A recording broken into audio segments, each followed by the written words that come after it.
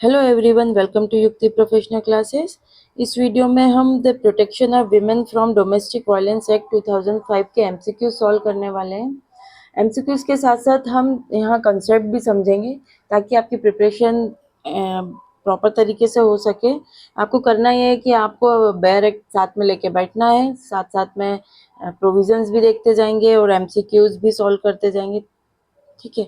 अगर आपने मेरे चैनल को सब्सक्राइब नहीं किया है तो मेरे चैनल को सब्सक्राइब शेयर लाइक ज़रूर करिए। चलिए हम स्टार्ट करते हैं। सबसे पहले हम इस एक्ट के बेसिक चीज़ें देख लेते हैं। तो ये एक्ट नंबर इसका जो है ये 43 है और इसका जो इनेक्टमेंट हुआ था, इनेक्टमेंट डेट जो है वो है 13 सितंबर 2005 और जो ये इसका इन्फोर्समेंट डेट है वो है 26 अक्टूबर 2006। ठीक है। तो ये इसकी बेसिक चीज़ें हमने देखी है और ये जो एक्सटेंड है होल ऑफ द इंडिया पे, पूरे भारत पर लागू है। ठीक। तो चलिए, पहला है who is an agreed person under the act. तो पीड़ित व्यक्ति, इस एक्ट में पीड़ित व्यक्ति किसको बोला गया है, इस बारे में पूछा गया है।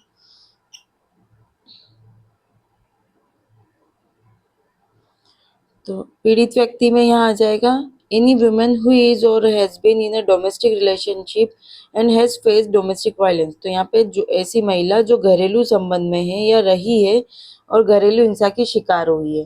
तो क्योंकि ये protection of women from domestic violence act है, तो यहाँ पे जो पीड़ित होगी वो विमेन होगी जो कि घरेलू संबंध में रही हो।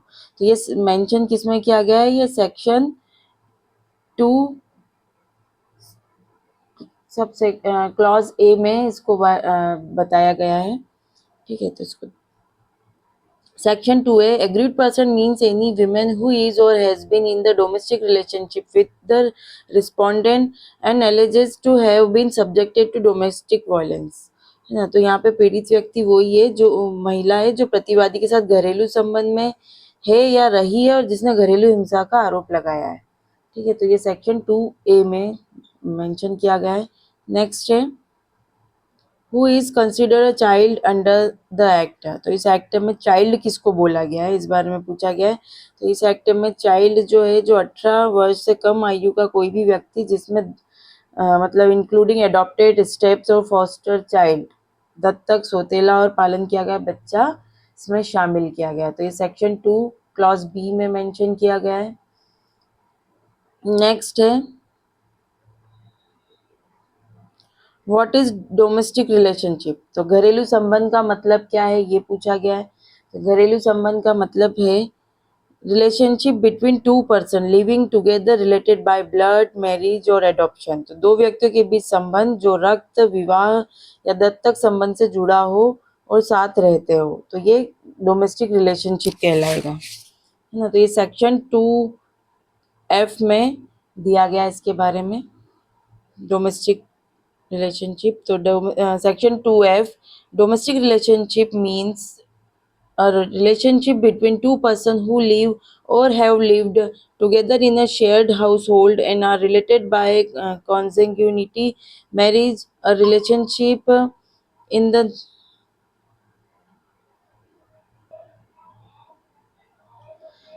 nature of marriage और adoption। तो इसमें है घरेलू संबंध का अर्थ दो व्यक्तियों के बीच ऐसा संबंध है जो साझा गृहस्थी में रहते हैं या रह चुके हैं। मतलब यहाँ पे पास्ट में भी अगर रह चुके हैं तो भी इसमें इंक्लूड होगा, और जो रक्त, विवाह या विवाह जैसे संबंध या दत्तक ग्रहण से जुड़े हुए हैं। ठीक है। तो सेक्शन 2F में ये मेंशन किया गया है। नेक्स्ट है what does domestic include report means. है ना। तो घरेलू घटना रिपोर्ट का मतलब क्या है ये पूछा गया है।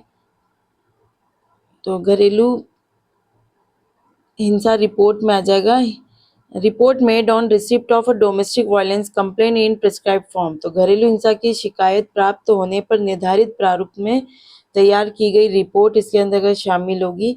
ये सेक्शन 2E में दिया गया है कि means a report prepared in a prescribed format after receiving a complaint of domestic violence from N agreed person. तो एग्रीड जो पीड़ित महिला है उससे घरेलू हिंसा शिकायत मिलने पर जो निर्धारित प्रारूप में तैयार की गई एक रिपोर्ट है उसे डोमेस्टिक इंसिडेंट रिपोर्ट कहा गया है, जो सेक्शन 2E में बताया गया है। नेक्स्ट है व्हाट इज अ रिस्पोंडेंट। तो प्रतिवादी यहाँ कौन होता है? प्रतिवादी कौन होगा? जो any adult mail accused of domestic violence. तो डोमेस्टिक घरेलू हिंसा का जिस पर आरोप हो और ऐसा कोई एडल्ट मेल पर्सन होगा वो यहाँ पर रिस्पोंडेंट कहलाएगा। ये सेक्शन 2Q में बताया गया है। According to section 2Q, respondent means any adult male person who is or has been in a domestic relationship, जिसका क्या डोमेस्टिक रिलेशनशिप में रहा हो विद द एग्रीड पर्सन के साथ and against whom the agreed person has sought any relief। ठीक है, जिसके अगेंस्ट में उससे जो एग्रीड पर्सन है उसको कोई रिलीफ मिला। तो proviso also allows a woman wife or partner to file a complaint against relative of the husband or male partner. ठीक है, तो यहाँ पे वाइफ को यहाँ पे अलाउ किया गया, प्रोवाइजो में दिया है कि वो कंप्लेंट फाइल कर सकती है। तो प्रतिवादी वह वयस्क पुरुष है जो पीड़िता के साथ घरेलू संबंध में है या रहा है और जिस पर हिंसा का आरोप है। प्रावधान के अनुसार जो पत्नी या महिला साथी है, पति या साथी के रिश्तेदारों के विरुद्ध भी शिकायत कर सकती है। ठीक है, तो ये सेक्शन 2Q में ये मेंशन किया गया है रिस्पोंडेंट कौन है। नेक्स्ट है what does shared house hold means. तो साझा गृहस्थी का क्या अर्थ है ना? शेयर्ड हाउस होल्ड के लिए बोला गया कि इसका मतलब क्या है। तो शेयर्ड हाउस होल्ड जो होगा any household where the women lives or has lived in a domestic relationship whether owned rented or joint, है ना? किसी भी तरीके से वो साथ में रही हो तो वो साझा गृहस्थी होगी। तो कोई भी गृहस्थी जहाँ महिला घरेलू संबंध में रहती है, रह चुकी है, चाहे स्वामित्व वाले घर में हो, किराए के या संयुक्त हो ना, तो साथ में रहना जरूरी है यहाँ पे, तो वो शेयर्ड हाउस होल्ड होगा। तो ये सेक्शन 2S में मेंशन किया गया है। ठीक है, आपको क्या करना है, जब मैं क्वेश्चन पढ़ूँ तो आप उसको पॉज कर लीजिए और उसके बाद खुद से आंसर लगाने की कोशिश करिए। ठीक है, और उसके बाद फिर राइट आंसर इसमें से देख लीजिएगा। Next, as per section 2 clauses, shared household includes any house where agreed woman lives or has lived with the respondent, owned or rented, and includes joint family property। ठीक है, तो वो घर जो है स्वामित्व का हो या किराए पर हो या संयुक्त परिवार का हो, किसी भी रूप में साथ में रही हो। नेक्स्ट है what is a protection order, है ना? संरक्षण आदेश क्या कहलाता है, ये पूछा गया है। तो संरक्षण आदेश जो है order made under section 18 to prevent further violence, मतलब वायलेंस को रोकने के लिए। अब मतलब एक बार तो घर हिंसा हुई है तब भी कंप्लेन हुई है, अब फर्दर वायलेंस ना हो इसके लिए, उसको प्रिवेंट करने के लिए सेक्शन 18 में ऑर्डर दिया गया है। तो वो ऑर्डर जो होगा वो प्रोटेक्शन ऑर्डर कहलाएगा। ये सेक्शन 2O में आपको देखने को मिलेगा। ठीक है, तो protection order under section 2O refers to an order issued under section 18 restricting the respondent from committing further acts of domestic violence। तो फर्दर घरेलू हिंसा ना करे, फिर से ना करे, उसको रोकने के लिए जो ऑर्डर दिया गया है वो प्रोटेक्शन ऑर्डर कहलाएगा। नेक्स्ट है what is a monetary relief. Monetary relief क्या है? आर्थिक राहत से यहाँ पे क्या मतलब है ये पूछा गया है।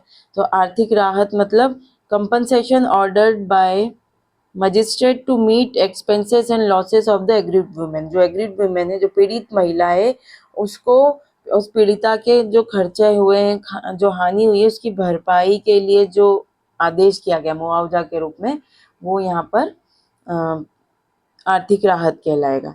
ये सेक्शन 2K में देखने को मिलेगा, मेंशन किया गया है।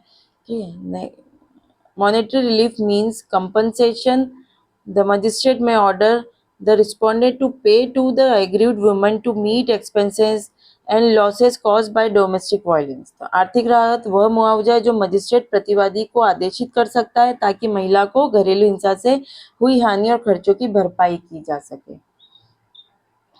नेक्स्ट है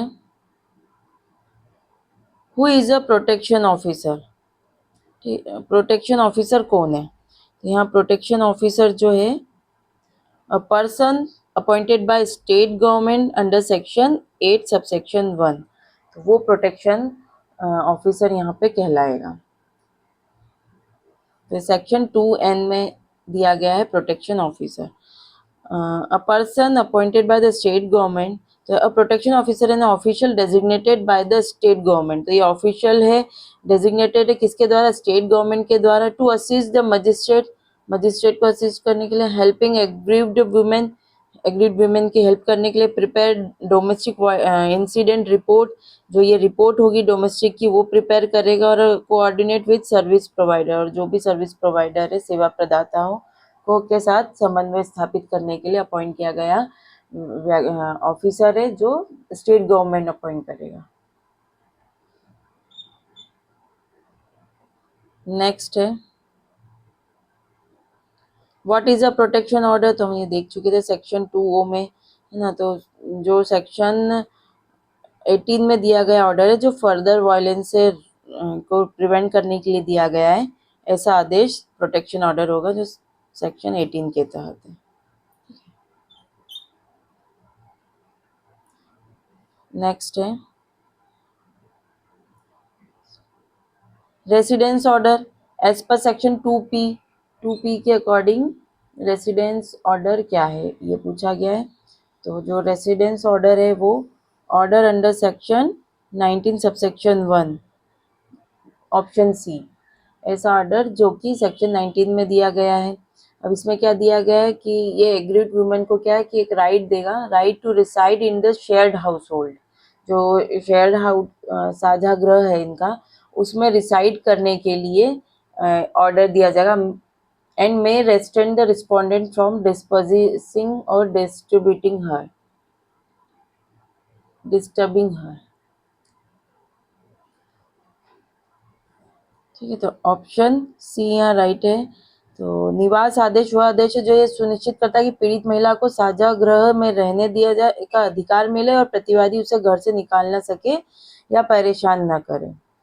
नेक्स्ट है who is a respondent under section 2Q। तो यहाँ एडल्ट, जो एडल्ट पर्सन है होगा वो जो 18 साल से ऊपर है और जिसने डोमेस्टिक रिलेशनशिप में रहा है एग्रीड वुमेन के साथ, तो ऐसा कोई भी पर्सन इसमें।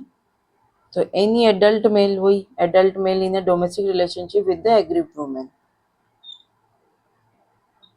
ये 2Q में दिया गया है। ठीक है, नेक्स्ट है what is mean by service provider under section 2R। Service provider कौन होगा? तो सर्विस प्रोवाइडर जो है यहाँ पे registered NGO under section 10 subsection 1। तो उसको यहाँ पर सर्विस प्रोवाइडर बोला गया है, एनजीओ को, है ना। तो यहाँ ये एक ऐसा सर्विस प्रोवाइडर जो एक ऐसा ऑर्गेनाइजेशन है जो सेक्शन 10 के अंदर रजिस्टर्ड होगा, किस लिए? टू असिस्ट एग्रीड वुमेन, जो एग्रीड वुमेन है उसको असिस्ट करने के लिए by providing shelter, medical and counselling और लीगल एड। तो उसको क्या है, महिला को आश्रय देने के लिए चिकित्सा परामर्श या कानूनी सहायता प्रदान करने के लिए एक पंजीकृत संस्था है जो सेक्शन 10 में पंजीकृत की गई है। नेक्स्ट है what is a shared house hold under section 2S। तो शेयर्ड हाउस होल्ड जो है वो हम देख चुके थे, any house where the aggrieved person lives or has lived in a domestic relationship. जो यहाँ पे एग्रीड पर्सन मतलब महिला, महिला रह चुकी हो डोमेस्टिक रिलेशनशिप में या रह रही हो, तो ऐसा घर है ना, तो वो शेयर्ड हाउस होल्ड कहलाएगा। 2S में बोला गया। नेक्स्ट है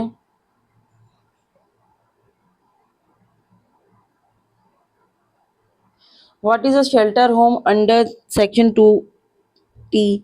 तो जो आश्रय गृह है उसका क्या मतलब होगा? तो आश्रय गृह जो होगा any home notified by the state government as a shelter home for this act. इस एक्ट के लिए स्टेट गवर्नमेंट ने जिसको शेल्टर होम बोला गया है वो शेल्टर होम होगा. A shelter home is a government notified facility where agreed women can be temporarily accommodated and protected. ठीक है, तो ऐसा कोई भी मतलब जो स्टेट गवर्नमेंट किसी होम को शेल्टर होम घोषित कर सकती है, किस लिए, जो जहाँ पर जो पीड़ित महिलाएं वो टेम्परेरी रह सकती हो, है ना, अस्थायी रूप से वो ठहराया जा सकता है उसको और सुरक्षा दी जा सकती है.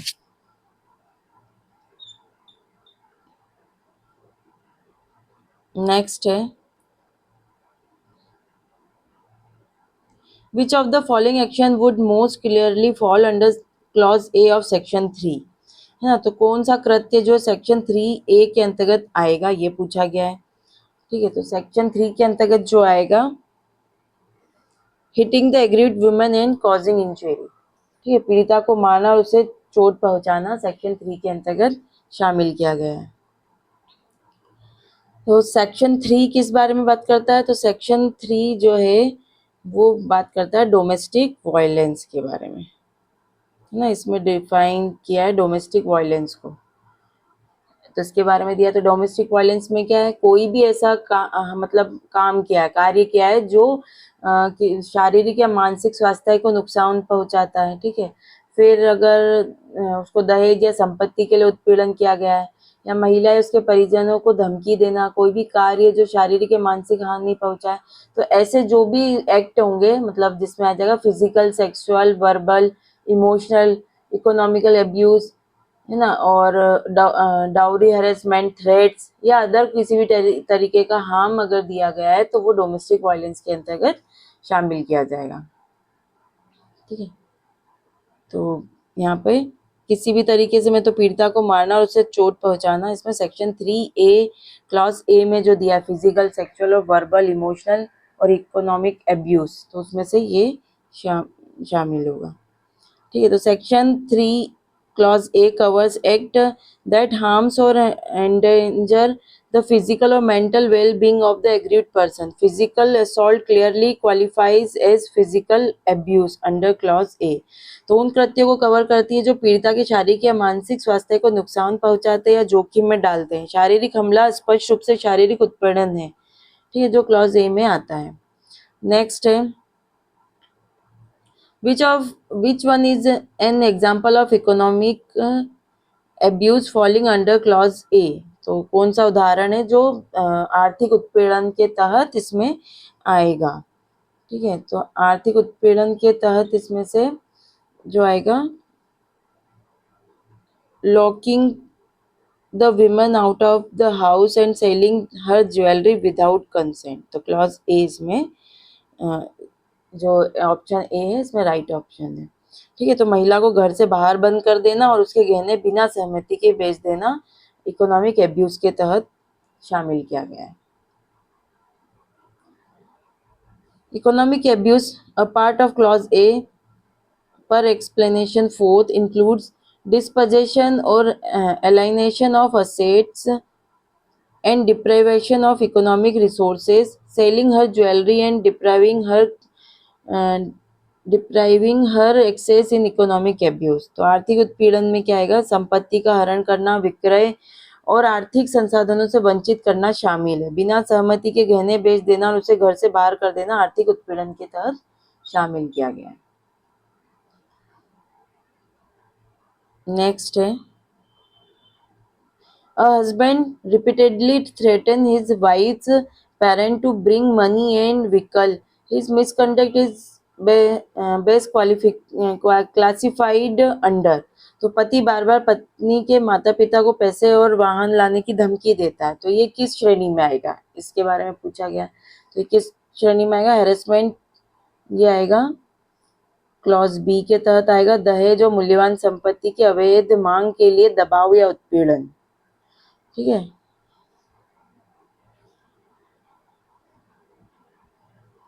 तो क्लॉज बी में बोला गया है कि specifically target harassment aimed at कोर्सिंग the agreed person or her relatives to meet unlawful dowry or property demands. Repeated demands for money, vehicles fit squarely here. तो इसमें यह बोला है कि उत्पीड़न को लक्षित करता है जहां दहेज या मांगी गई संपत्ति के लिए दबाव बनाया जाता है। पैसे या गाड़ी की बार बार मांग और धमकी इसका स्पष्ट उदाहरण है। नेक्स्ट है, if a respondent throws a brick at the wall and shout, "We will burn your parents' house," this falls under this which clause? यदि प्रतिवादी क्या कर रहा है, दीवार पर ईंट फेंक कर चिल्ला रहा है और बोल रहा है हम तुम्हारे माता पिता का घर जलाएंगे, तो ये किस धारा के अंतर्गत आएगा? ठीक है, तो क्लॉज ए, सेक्शन 3 क्लॉज ए क्या बोलता है, जो फिजिकल इंजरी के बारे में बात करता है, और जो क्लॉज बी है वो डाउरी हेरेसमेंट के लिए बात करता है, और जो क्लॉज सी है वो थ्रेट देता है जो ए और बी से रिलेटेड जो थ्रेट है, अगर उस टाइप का, मतलब फिजिकल एब्यूज या सेक्सुअल एब्यूज या इस टाइप के जो एब्यूजेस दिया जा रहा है ना, वो क्लॉज सी में मेंशन किया गया। तो ये जो है, ये जो आएगा हमारा क्लॉज सी के अंतर्गत आएगा, threats by conduct mention in A और बी। तो मेंशन ए में क्या है, फिजिकल इंजरी, और बी में क्या है, डाउरी डिमांड। तो ऐसे अगर इन चीजों की धमकी दे रहा है उसके आचरण के द्वारा, है ना, कंडक्ट कर रहा है, आचरण कर रहा है उसकी, तो ये क्लॉज सी में फॉल करेगा। तो ऐसे आचरण को कवर करती है जिसका प्रभाव पीड़िता या उसके संबंधियों के प्रति धमकी देना है। ईंट फेंक कर परिजनों को जलाने की धमकी स्पष्ट रूप से धमकी का उदाहरण है और क्लॉज सी में कवर करेगा। नेक्स्ट है, which scenario best illustration clause D. तो सेक्शन 3 का जो क्लॉज डी है उसके लिए बेस्ट सिनेरियो इसमें से कौन सा कहा गया है, ये बोला गया है। ठीक है, तो इसमें क्या क्या है, forcing the women to the dangerous physical labour causing chronic illness. दूसरा है बाइंग ग्रोसरीज फॉर फैमिलीज। तीसरा सपोर्टिंग हर एजुकेशन फाइनेंशियली। और चौथा है इनवाइटिंग रिलेटिव्स टू डिनर। तो यहाँ पे जो क्लॉज डी के अंतर्गत जो आएगा वो forcing the women to the dangerous physical labour causing chronic illness, है ना। तो महिला को खतरनाक शारीरिक श्रम करने के लिए मजबूर करना जिससे गंभीर बीमारी हो जाए, ये क्लॉज डी के अंतर्गत आएगा। क्लॉज डी में क्या दिया गया था, क्लॉज डी में दिया गया था अदर हार्म्स जिसमें फिजिकल या मेंटल इंजरी होती है, ऐसा कोई भी एक्ट किया जा रहा है। तो धारा डी में बोला बाकी के ऐसे कृत्यों को शामिल करती है जो महिला को शारीरिक या मानसिक रूप से हानि पहुंचाते हैं, जो खतरनाक काम पर मजबूर करना जिससे उसकी सेहत खराब हो जाए, डी क्लॉज डी के अंतर्गत आता है।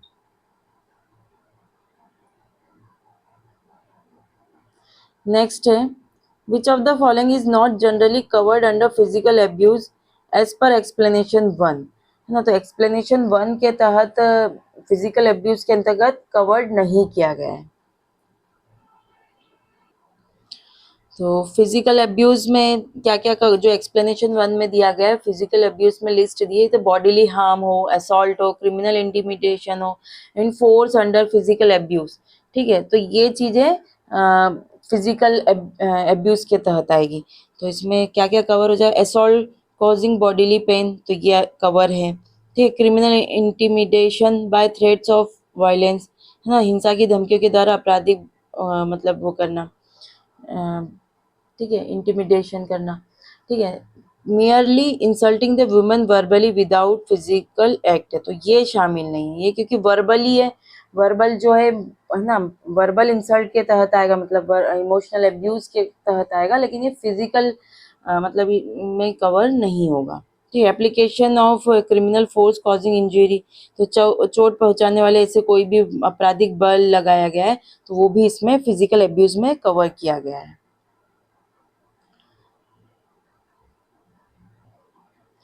अब पूछा गया है कि which act would best the characterized as a sexual abuse under explanation 1 clause 2। हमने इसके पहले जो फिजिकल अब्यूज देखा था वो एक्सप्लेनेशन 1 क्लॉज 1 था, अब ये क्लॉज एक्सप्लेनेशन 1 का क्लॉज 2 है जिसके अंतर्गत सेक्सुअल अब्यूज पूछा गया है। ठीक है, तो इसमें से कौन सा सेक्सुअल अब्यूज के अंतर्गत आएगा, तो forcing non consensual sexual act and humilities humiliating her sexually, तो गैर सहमति युक्त यौन कृत्यों के लिए मजबूर करना और उसे यौन रूप से अपमानित करना इसके अंतर्गत क्लॉज 2 के अंतर्गत, एक्सप्लेनेशन 1 क्लॉज 2 के अंतर्गत आएगा। तो इसके अंतर्गत क्या है, यौन उत्पीड़न जो है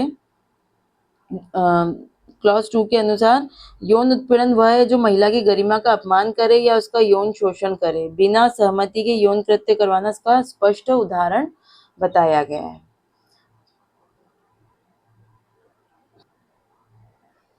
नेक्स्ट है, who can give information to the protection officer regarding domestic violence under section 4 sub clause 1।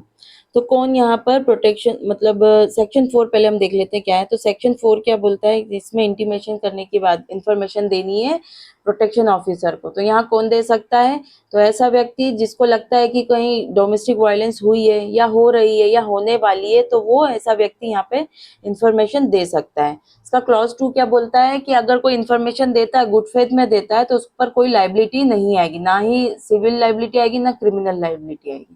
तो ये सेक्शन 4 इसके बारे में बताता है। ठीक है, तो यहाँ राइट ऑप्शन जो होगा, राइट ऑप्शन होगा जो who any person who believes domestic violence has occurred, is occurring or likely to occur, तो वो यहाँ पर इंफॉर्मेशन दे सकता है सेक्शन 4 के तहत। नेक्स्ट है, what is the liability of a person who gives information in good faith under section 4 subsection 2। तो उसकी क्या लाइबिलिटी होगी, तो यहाँ पे उसकी कोई लाइबिलिटी नहीं होगी, तो नो सिविल और क्रिमिनल लाइबिलिटी। तो सेक्शन 4 क्लॉज 2 इस बारे में बोलता है कि उसकी कोई लाइबिलिटी नहीं होगी। नेक्स्ट है,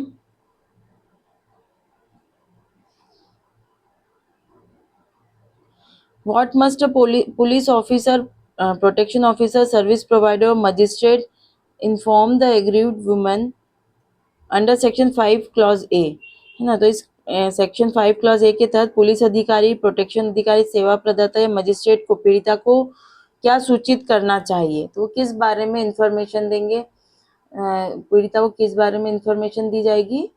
तो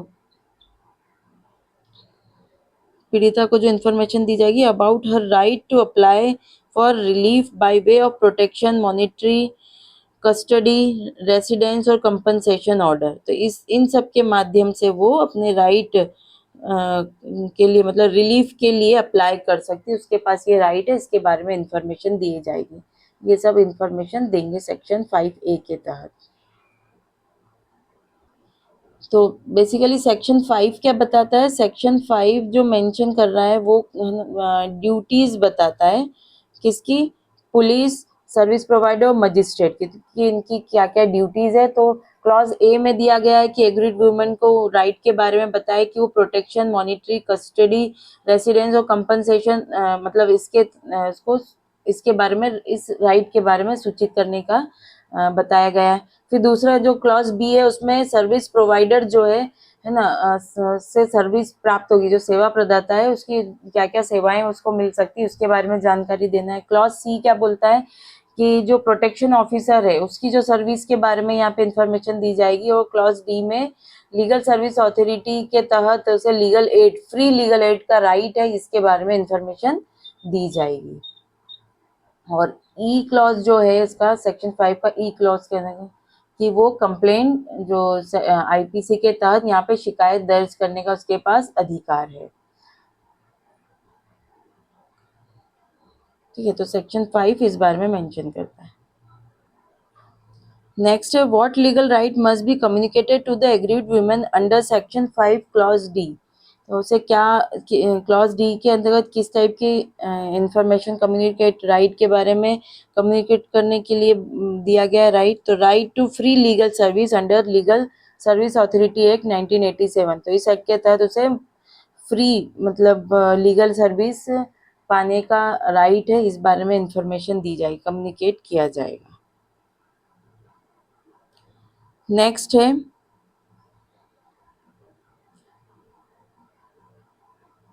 सेक्शन 5 सब क्लॉज ई के अनुसार पीड़िता को कौन सी शिकायत दर्ज करने के लिए सूचित किया जा सकता है। ठीक है, तो तो वो जो शिकायत दर्ज कर सकती है, कंप्लेन अंडर आईपीसी सेक्शन 498 ए के तहत वो शिकायत दर्ज कर सकती है। नेक्स्ट है,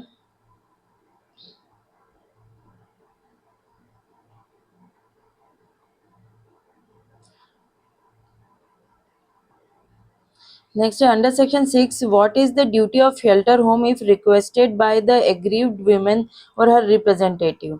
तो यहाँ पे पूछा गया है कि जो पीड़िता है या उसके जो प्रतिनिधि है, अगर वो सेक्शन 6 के तहत अगर उसने अनुरोध किया गया आश्रय गृह का, तो उसका क्या कर्तव्य होगा? तो उसका क्या कर्तव्य होगा, वो क्या करेगा? प्रोवाइड करेगा shelter to the aggrieved women. तो यहाँ पे अगर सेक्शन 6 के तहत अगर रिक्वेस्ट की गई है तो यहाँ पर उसे प्रोटेक्ट शेल्टर होम दिया जाएगा। The shelter home is a legally obliged to provide a safe place for the aggrieved woman on her request or on her request by her protection officer or service provider। तो इनमें से किसी ने भी अगर request किया है तो उसको शेल्टर होम देना होगा। This ensure immediate safety and protection from domestic violence. तो ये जो है इमीडिएट सेफ्टी देने के लिए यहाँ पे ये प्रोविजन लाया गया, ये शेल्टर होम का प्रावधान किया गया है। नेक्स्ट है what must a medical facility do when requested under section 7। अगर सेक्शन 7 के तहत मेडिकल फैसिलिटी के लिए अगर बोला गया है तो यहाँ पे प्रोवाइड करना होगा वुमेन को मेडिकल एड तुरंत। तो medical facilities are required to provide necessarily medical aid to the aggrieved woman upon request either by her her protection officer or service provider. इनमें से किसी के भी द्वारा अगर रिक्वेस्ट की गई है तो उसको तुरंत देना होगा। ये क्या इंश्योर करता है? उसकी हेल्थ और रिकवरी के लिए यहाँ पे इंश्योर करता है। Next question who appoints protection officer and defines their jurisdiction under section 8 subsection 1। तो प्रोटेक्शन ऑफिसर को कौन नियुक्त करता है और उसका क्षेत्र निर्धारित करता है? तो यहाँ पे जो प्रोटेक्शन ऑफिसर है उसका अपॉइंटमेंट स्टेट गवर्नमेंट करती है, राज्य सरकार। The state government appoints protection officer and notifies the area in which they will exercise powers and perform duties under this act। Next है what is the preferred gender and qualification for protection officer under section 8 subsection 2। तो यहाँ पे किसे protection officer बनाया? State government protection officer appoint करेगी, लेकिन किसे करेगी? तो यहाँ पे जो जेंडर होगा वो महिला होनी चाहिए। ठीक है, क्वालिफिकेशन जो भी प्रिस्क्राइब की गई है वो तो फीमेल, यहाँ पे जो प्रोटेक्शन ऑफिसर होगी फीमेल और प्रिस्क्राइब क्वालिफिकेशन होना चाहिए। तो यहाँ पे प्रोटेक्शन ऑफिसर महिला होने की प्राथमिकता और निर्धारित योग्यता पूरी करे ताकि पीड़िता के लिए सुविधा और सुरक्षा सुनिश्चित हो सके।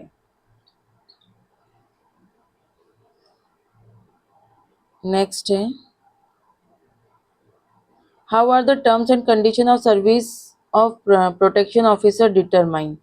ठीक है, तो उनकी जो उसकी सेवा की शर्तें कैसे निर्धारित की जाएगी? तो अधिनियम के तहत निर्धारित नियमों द्वारा की जाएगी, by rules prescribe under the act. Protection officer के जो प्रोटेक्शन ऑफिसर की से जो सर्विस कंडीशन है वो डिसाइड की जाएगी। नेक्स्ट है what is one of the main duties of a protection officer under section 9 subsection 1A। तो सर्विस प्रोवाइड जो प्रोटेक्शन ऑफिसर है उसकी क्या ड्यूटीज होगी? तो उसकी जो ड्यूटी होगी to assist the magistrate in the discharge of function under this act. तो इस अधिनियम के तहत मजिस्ट्रेट की सहायता करना इसका मेन काम होगा। सेक्शन 9 सबसेक्शन 1A के तहत ये बताया गया है। प्रोटेक्शन ऑफिसर मजिस्ट्रेट की सहायता करते हैं ताकि अधिनियम लागू हो और पीड़िता को उचित कानूनी राहत मिल सके। नेक्स्ट है what report must protection officer prepare upon receiving a complaint. अब अगर प्रोटेक्शन ऑफिसर को कोई कंप्लेंट मिलती है तो वो कौन सी रिपोर्ट तैयार उसे करनी होगी? तो यहाँ पे जो घरेलू घटना रिपोर्ट डोमेस्टिक इंसिडेंट रिपोर्ट जो होगी वो प्रिपेयर करनी होगी। ठीक है, तो प्रोटेक्शन ऑफिसर जो है घरेलू घटना रिपोर्ट तैयार करता है और इसकी प्रतियां पुलिस और सेवा प्रदाता को भेजता है ताकि कानूनी और सुरक्षा उपाय शुरू किए जा सके। ठीक है, प्रोटेक्शन ऑफिसर घरेलू मतलब ये रिपोर्ट तैयार करेगा और इसकी कॉपियां सेंड करेगा।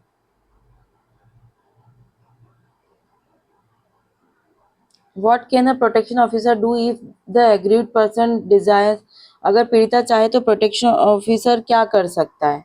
तो प्रोटेक्शन ऑफिसर क्या कर सकता है? अप्लाई कर सकता है for protection order on her behalf, उसके बिहाफ पे सुरक्षा आदेश के लिए आवेदन कर सकता है। तो यहाँ पे प्रोटेक्शन ऑफिसर, क्योंकि कहीं पे भी कुछ भी रिक्वेस्ट करना है तो प्रोटेक्शन ऑफिसर कर सकता है। अगर महिला अगर बोलती है ना, पीड़िता बोलती है तो तो वो उसकी तरफ से एक रिप्रेजेंटेटिव के तौर पे उसकी तरफ से अप्लाई कर सकता है। ठीक है, तो प्रोटेक्शन ऑफिसर क्या कर सकता है? पीड़िता की ओर से सुरक्षा आदेश के लिए आवेदन कर सकता है ताकि उसकी सुरक्षा और कानूनी अधिकार सुनिश्चित हो सके। चलिए आज के लिए इतना ही, मिलते हैं हम नेक्स्ट वीडियो में। Thank you.